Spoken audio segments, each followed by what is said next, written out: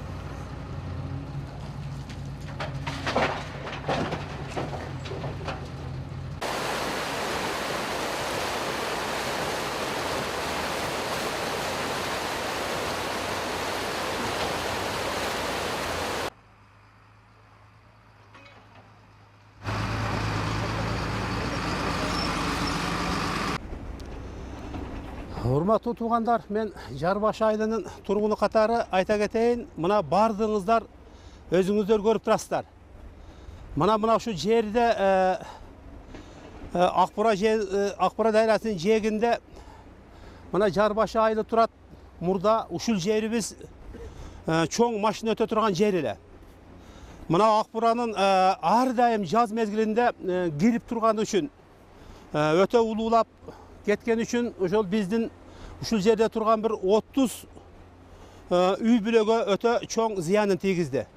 Андан тышкары дагы айта турган болсок, ушул жол биздин айыл өкмөтүбүзгө мектепке десатка каттай турган каттам жол эле. Мына жол да? Ушул жол эле. Ушул жолдун жалпы эни 20 метрге жетет эле. Азыр ошол 30 метрге чакын ошол жерди, жолубузду Ақбұра дариясы улуулаган мезгилде жеп кетти. Биздин Жарбаш айылынын тургундары ушул жерден өтүшү аябай кыйын болду. Мектепке өтүшү, десатка өтүшү, айыл өкмөткө өтүшү абдан кыйын болду.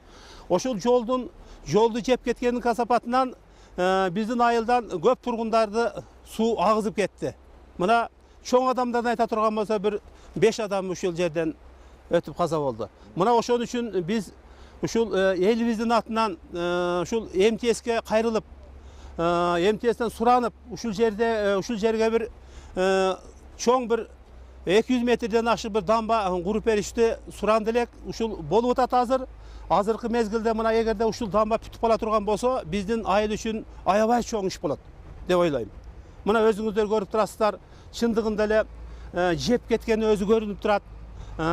Ушул жердеги жолдун мурункулугу көрүнүп турат. Ошон үчүн мен айтар элем, айыл өкмөтүбүзгө, районго, областка, МТСте иштеген жалпы ушул адамдарга, ушул жерге кызмат кылган адамдарга чоң элдин атынан рахмат айткым келет.